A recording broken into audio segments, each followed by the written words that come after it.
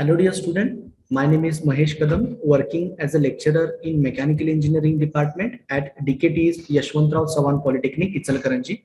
I am going to teach you subject Elements of Machine Design. ठीक आहे, तर आजपासून आपला जो काय पहिला युनिट आहे ते आपण चालू करणार आहोत.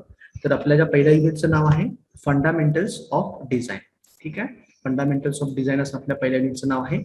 या युनिटचं जे काय वेटेज आहे ते 14 मार्काचं असणार आहे. तर आजच्या या पहिल्या युनिट मधील हे सगळे पॉइंट्स आपण बघणार आहोत.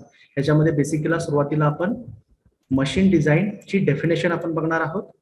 त्यानंतर कोणकोणत्या वेगवेगळ्या डिझाइनचे टाइप्स आहेत ते आपण बघणार आहोत. त्याच्यामध्ये टाइप्स ऑफ डिझाइन आपण बघणार आहोत.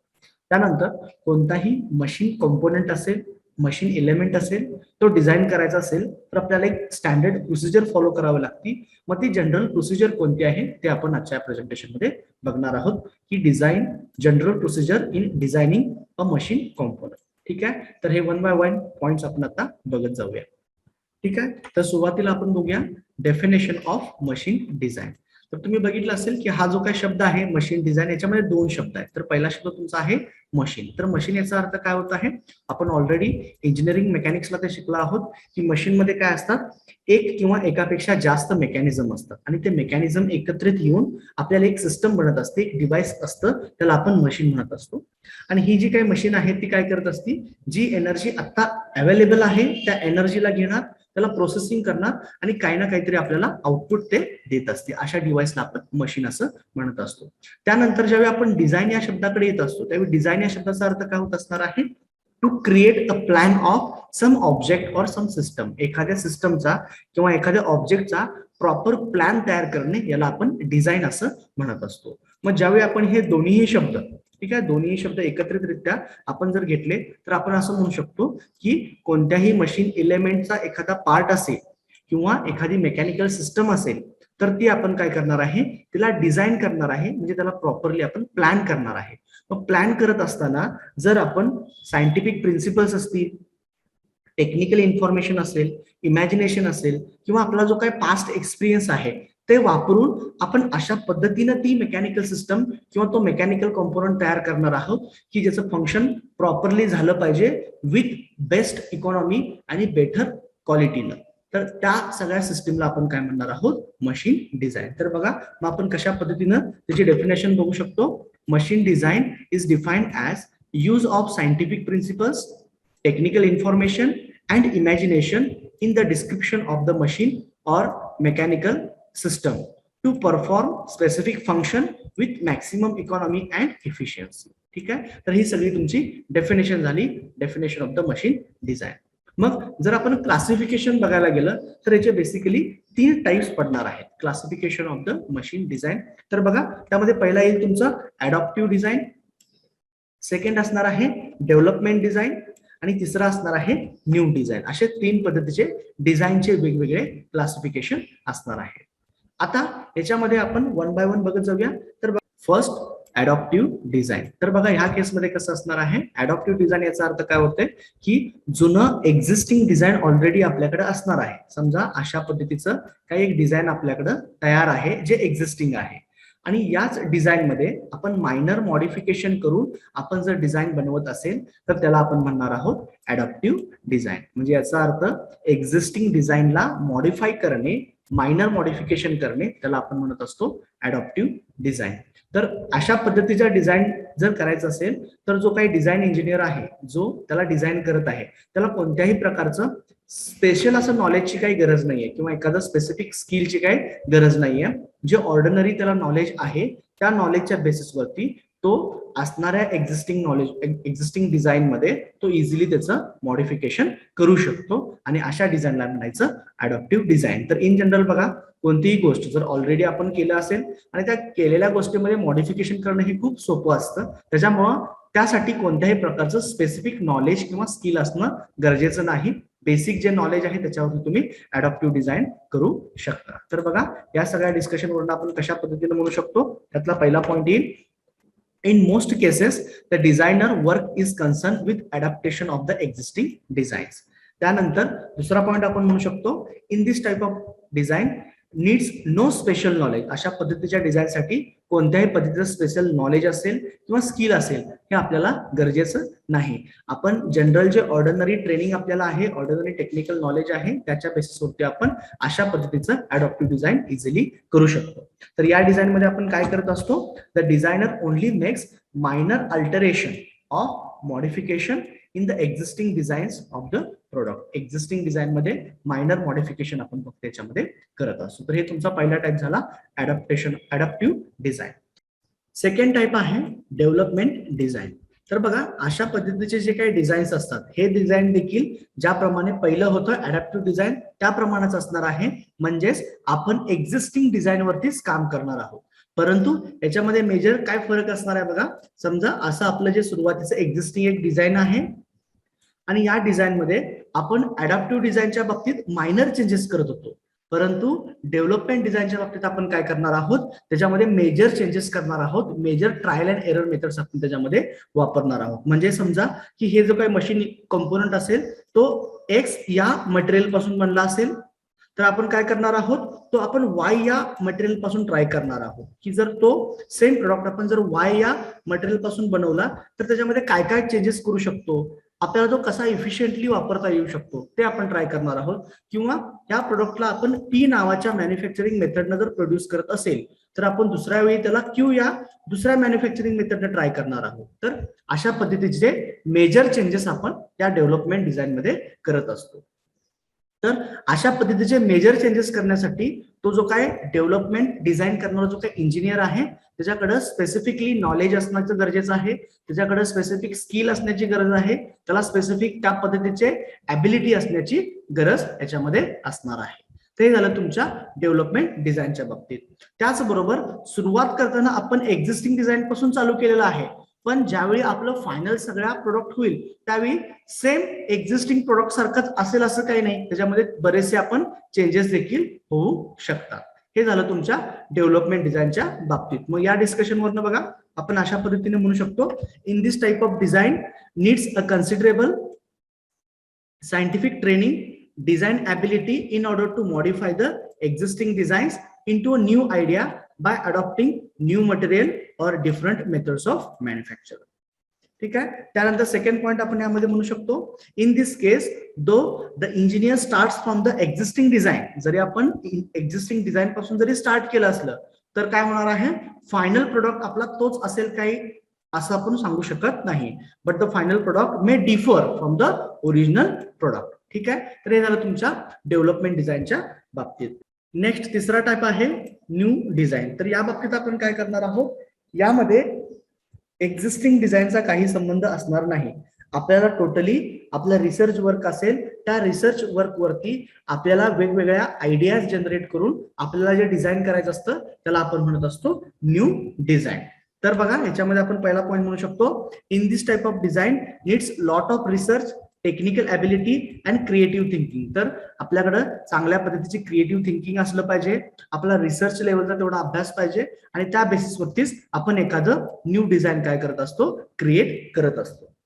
यामध्ये सेकंड पॉइंट आपण असं म्हणू शकतो, only those designers who have personal qualities of sufficiently high order can take up the work of new design. तर तेच लोक अशा पद्धतीचं न्यू डिझाईन करू शकतात. ठीक आहे. तर बघा तिन्हीमध्ये जर आपण समराईज करायला गेलं तर आपण टोटल 3 डिझाईनचे टाईप बघितले होते. त्यामध्ये पहिलं होतं अडॅप्टिव्ह डिझाईन, दुसरं होतं डेव्हलपमेंट डिझाईन आणि तिसरं होतं न्यू डिझाईन. तर अडॅप्टिव्ह डिझाईन मध्ये आपण काय करत होतो, आहे त्या एक्झिस्टिंग डिझाईनला मायनर मॉडिफिकेशन करत होतो. त्यानंतर डेव्हलपमेंट डिझाईन मध्ये काय करत होतो, आहे ते एक्झिस्टिंग डिझाईन पण त्याच्यामध्ये मेजर असे मॉडिफिकेशन आपण करत होतो आणि त्यामध्ये लास्टचा जो काही प्रोडक्ट असेल तो इनिशियली प्रोडक्टशी सेम असेल असंच काही नव्हतं. आणि तिसरं जे होतं न्यू डिझाईन, त्याच्यामध्ये टोटली आपण नवीन डिझाईन बनवत होतो की ज्याच्यामध्ये तुम्हाला चांगल्या पद्धतीचा रिसर्च लेवलचा स्टडी असला पाहिजे, टेक्निकल ॲबिलिटी असली पाहिजे आणि क्रिएटिव्ह थिंकिंग असलं पाहिजे. तर हे 3 टाइप्स आपण वेगवेगळे डिझाईनचे बघितलेले आहेत. नेक्स्ट पॉइंट आहे जनरल प्रोसिजर और steps involve in designing a machine component और फेजेस इन द डिझाईन. तर बघा एखादा मशीन कॉम्पोनंट आपल्याला डिझाईन करायचं असेल तर कोणकोणत्या स्टेप्स आपल्याला फॉलो करावे लागतात, त्या स्टेप्सना आपण त्याची जर प्रोसिजर म्हणू शकतो. तर ती जनरल प्रोसिजर कोणती आहे जी आपल्याला फॉलो करायची आहे ते आपल्याला आता बघायचं आहे. याला आपण दुसरं नाव असंही म्हणू शकतो, फेजेस इन द डिझाईन. ठीक आहे. तर बघा, कोणता पण एखादा कॉम्पोनंट जर आपल्याला पूर्णपणे डिझाईन करायचा असेल आणि डिझाईन करून तो मॅन्युफॅक्चर करायचा असेल तर आपल्याला टोटल एक 8 स्टेप फॉलो करावे लागतात. तर त्या स्टेप्स कोणकोणत्या असणार आहेत तर बघा, सुरुवातीला पहिली स्टेप असणार आहे नीड, सेकंड स्टेप आहे मेकॅनिझम, थर्ड स्टेप आहे analysis of forces, fourth steps आहे मटेरियल सिलेक्शन, फिफ्थ स्टेप आहे design of element, sixth step आहे मॉडिफिकेशन, सेव्हन्थ स्टेप आहे डिटेल्ड ड्रॉइंग आणि एट आणि शेवटची स्टेप आहे प्रोडक्शन. तर अशा पद्धतीनं तुम्हाला हा जनरल 8 स्टेप फॉलो करावे लागणार आहेत एखाद्या कॉम्पोनंटचं पूर्ण डिझाईन करून त्याला मॅन्युफॅक्चर करायचं असेल तर. ठीक आहे. तर ह्या 8 स्टेप पैकी आपण काय करूया, प्रत्येक स्टेप बद्दल थोडी थोडी माहिती घेऊया. तर बघा, याच्यामध्ये सगळ्यात पहिली जी स्टेप आहे ते काय, रिकग्नायझेशन ऑफ द नीड.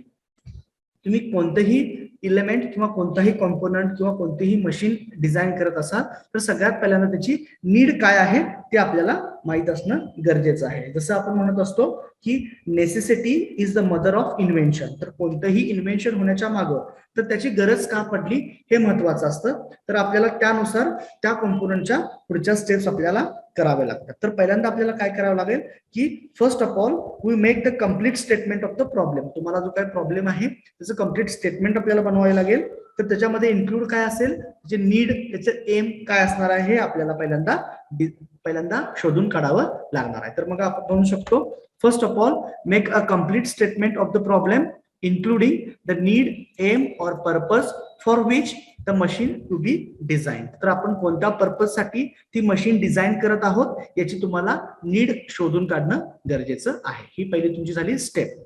त्यानंतर सेकंड आहे बघा, एकदा आपल्याला कळालं की आपल्याला अशा पद्धतीचा कॉम्पोनंट बनवायचा आहे, मग तो कॉम्पोनंट बनवत असताना त्याच्यामध्ये जे काही मोशन्स वेगवेगळे असणार आहेत त्या मोशनसाठी लागणारा आपल्याला मेकॅनिझम सिलेक्ट करणं गरजेचं असतं. मग आपण काय करणार बघा, सेकंड स्टेप मेकॅनिझम. मग सिलेक्ट द पॉसिबल मेकॅनिझम और ग्रुप ऑफ मेकॅनिझम. आपण काय करणार आहोत यामध्ये, सिलेक्ट द पॉसिबल मेकॅनिझम और group of mechanism which will gives the desired motion.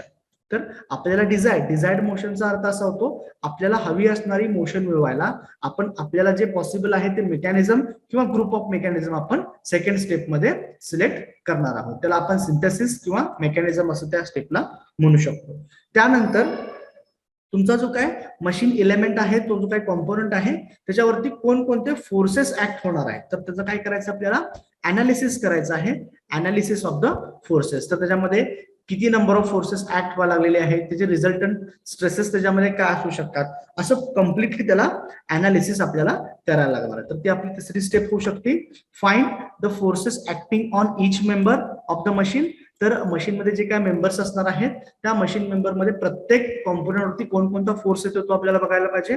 त्याचबरोबर and the energy transmitted by the each member. तर तो फोर्स घेऊन तो मेंबर किती एनर्जी ट्रान्समिट करतोय हे सगळं आपल्याला अनालिसिस करावं लागेल तुमच्या तिसऱ्या स्टेपमध्ये. त्यानंतर चौथी स्टेप्स असणार आहे महत्वाची स्टेप, त्याच्यामध्ये मटेरियल सिलेक्शन आपण करणार आहोत. तर आपल्याला ज्या पद्धतीचा तो कॉम्पोनंट आहे तर त्या पद्धतीचं प्रॉपर मटेरियल सिलेक्शन करणं हे खूप गरजेचं आहे. तसे भरपूर प्रकारचे मटेरियल्स आपल्याकडे अवेलेबल आहेत आणि त्या मटेरियल मधला proper best suited material select करणं ही एक महत्वाची स्टेप आहे, जी आपली चौथी स्टेप आहे. Select the material best suited for each member of the machine. तर त्या मशीन मधले जे काही वेगवेगळे कॉम्पोनंट असतील तर त्या प्रत्येक कॉम्पोनंटसाठी त्याचं जे काही बेस्ट मटेरियल हे आपल्याला सिलेक्ट करावं लागणार आहे. त्यानंतर नेक्स्ट स्टेप आहे डिझाईन ऑफ द एलिमेंट. ही महत्वाची स्टेप आहे की एकदा मटेरियल सिलेक्ट झाल्यानंतर मग आपण प्रत्येक कॉम्पोनंटचे डायमेन्शन फायनलाइज करत असतो आणि ते साईज काढणं, त्याचे डायमेन्शन काढणं, त्या स्टेपला आपण म्हणत असतो डिझाईन ऑफ एलिमेंट्स. त्याच्यामध्ये आपण साईज आणि स्ट्रेसेसचं कॅल्क्युलेशन करत असतो. तर बघा या स्टेपमध्ये आपण काय म्हणू शकतो, find the size of each member of the machine by considering the force acting on them. त्या प्रत्येक मेंबरवरती किती फोर्सेस ऍक्ट होणार आहेत याच्यानुसार आपण त्याचे साईज कॅल्क्युलेट करणं गरजेचं आहे. आता बघा की जनरल स्ट्रेस ज्यावेळी आपण म्हणत असतो तर ऑलरेडी आपण स्ट्रेंथ ऑफ मटेरियल मध्ये शिकलोय की स्ट्रेस जो आहे sigma is equals to P upon A. P is internal resisting force per unit area. मग आपल्याला माहिती आहे की जितका क्रॉस सेक्शन एरिया जास्त असेल तितके स्ट्रेसेस त्याच्यामध्ये कमी इंड्युस्ड होणार आहेत, कमी प्रोड्युस्ड होणार आहेत. पण त्याप्रमाणे आपल्या सेफ व्हॅल्यू मध्ये त्या इलेमेंटचे डायमेन्शन फाइंड आउट करायचं काम कोण करणार आहे, ही आपली 5वी स्टेप मध्ये होणार आहे, ज्याला आपण म्हणणार आहोत डिझाइन ऑफ द इलेमेंट. मग आपल्या ज्या काय इलेमेंट असणार आहेत त्या प्रत्येक इलेमेंट मध्ये जे स्ट्रेसेस आहेत ते परमिसिबल लिमिट पेक्षा कमी असेल पाहिजे. मग आपण म्हणू शकतो का, it should be kept in the mind that each member should not deflect or deform than the permissible limit. तर त्याच्यामध्ये स्ट्रेस अशा पद्धतीने एक्स्ट्रा व्हायला नाही पाहिजे, जे काय करतील परमिसिबल लिमिट पेक्षा जास्त प्रमाणात जायला नाही पाहिजेत, जेणेकरून त्याचं डिफ्लेक्शन असेल किंवा डिफॉर्मेशन आपल्या परमिसिबल लिमिट पेक्षा बाहेर जायला नाही पाहिजे. तर हे तुमच्या 5व्या स्टेप मध्ये येईल. नंतर आपण पुढची स्टेप म्हणू शकतोय नेक्स्ट आहे मॉडिफिकेशन. तर आपण एकदा त्याची साईज जर आपण फायनलाइज केले तर आपला जो काय पास्ट एक्सपिरियन्स आहे त्याच्यानुसार आपण काय करू शकतो, थोडेसे मॉडिफिकेशन त्या एक्झिस्टिंग आलेल्या ह्याच्यावरून आपण त्याच्यामध्ये ठेवू शकतो. स्पेसिफिकली आपण त्याच्यामध्ये थोडासा फॅक्टर ऑफ सेफ्टी आपण कन्सिडर करून त्याचे डायमेन्शन थोडेसे आपण इन्क्रीज करू शकतो किंवा त्याला मॉडिफाय करू शकतो. तर आपण बघू असं म्हणू शकतो, modifying the size of the member to agree with the past experience and the judgement to facilitate manufacturer. ठीक आहे. त्यानंतर अजून आपण म्हणू शकतो की the modification may be also necessary by consideration of manufacturing to reduce overall cost. तर आपण साईज एकदा कॅल्क्युलेट केल्यानंतर ओव्हरऑल कॉस्ट रिड्यूस करण्यासाठी देखील आपण काही मॉडिफिकेशन त्याच्यामध्ये करू शकतो. त्यानंतर आपल्याला नेक्स्ट स्टेप घ्यायची आहे 7वी, डिटेल ड्रॉइंग. एकदा आपले सगळेच्या सगळे डायमेन्शन्स फायनल झाले त्यानंतर आपण काय करणार आहोत, त्याचं डिटेल ड्रॉइंग बनवणार आहोत. त्या ड्रॉइंग मध्ये पूर्ण मशीनची असेंब्ली इन्क्लुडिंग प्रत्येक पार्टचं ड्रॉइंग सेपरेट असणार आणि पूर्ण असेंब्ली ड्रॉइंग देखील असणार आहे. तर बघा आपण असं म्हणू शकतो, draw the detail drawing of each component and the assembly of the machine with complete specification for manufacturing process suggested. तर त्याचबरोबर आपण त्या पर्टिक्युलर कॉम्पोनंटसाठी कोणती मॅन्युफॅक्चरिंग प्रोसेस आपण सजेस्ट करतोय हे देखील आपल्याला त्या स्पेसिफिकेशनच्या बरोबर द्यायचं असणार आहे. त्यानंतर शेवटची आणि लास्ट स्टेप असणार आहे प्रोडक्शन. तर आपल्याला काय करायचं आहे, ज्या पद्धतीने आपलं डिझाईन झालं त्या पद्धतीने आपल्याला काय करायचं आहे, त्याचं प्रोडक्शन करायचं आहे. The component as per the drawing is manufactured in the workshop. तर अशा पद्धतीनं त्या तुमच्या 8 स्टेप असणार आहेत. तर या 8 स्टेप मध्ये बघा आपण कशा पद्धतीने ह्या 8 स्टेप बघितलेल्या आहेत. यामध्ये नीड म्हणजे त्या एलिमेंटची गरज काय हे आपण पहिला जर शोधून काढलं, नंतर त्या गरजेनुसार आपल्याला जे काही मशीन बनवायचे आहे त्यासाठी लागणारं प्रॉपर मेकॅनिझम आपण शोधून काढलं. त्यानंतर त्या मेकॅनिझमच्या द्वारे कोणकोणते फोर्सेस आपल्याला तिथे येणार आहेत त्याचं अनालिसिस केलं. त्या फोर्सला सस्टेन होणारं प्रॉपर मटेरियल आपण सिलेक्ट केलं. त्या मटेरियल वरून आणि या फोर्सेस वरून आपण त्या इलेमेंटचे डायमेन्शन फायनलाइज केले. डायमेन्शन्स फायनलाइज केल्यानंतर आपण त्या साईज मध्ये आपल्या पास्ट एक्सपिरियन्स वरून आणि मॅन्युफॅक्चरिंग मेथडच्या कन्व्हिनियन्स नुसार थोडे मॉडिफिकेशन आपण केले. मॉडिफिकेशन झाल्यानंतर जे काय फायनलाइज होतील डायमेन्शन त्याप्रमाणे आपण त्याचं डिटेल ड्रॉइंग बनवलं. त्या ड्रॉइंग मध्ये प्रत्येक इंडिव्हिज्युअल कॉम्पोनंटचं देखील ड्रॉइंग होतं आणि सगळे कॉम्पोनंट एकत्रित येऊन जी तुम्ही असेंब्ली बनवणार आहात त्याचं देखील त्याच्यामध्ये ड्रॉइंग होतं. आणि ह्या ड्रॉइंगच्या नुसार आपण फायनली त्या ड्रॉइंग नुसार जी सजेस्टेड मॅन्युफॅक्चरिंग प्रोसेस तिथे सजेस्ट केलेली आहे त्याप्रमाणे आपण प्रोडक्शन करणार आहोत. तर अशा पद्धतीनं ही एक जनरल प्रोसिजर किंवा स्टेप्स आपण फॉलो करत असतो कोणताही मशीन एलिमेंट किंवा एखादी मशीन डिझाईन करत असताना. ठीक आहे. तर नेक्स्ट लेक्चरला आपण काय करूया, त्याचा जो काय पुढचा पार्ट आहे तो डिस्कशन करूया. Okay, thank you.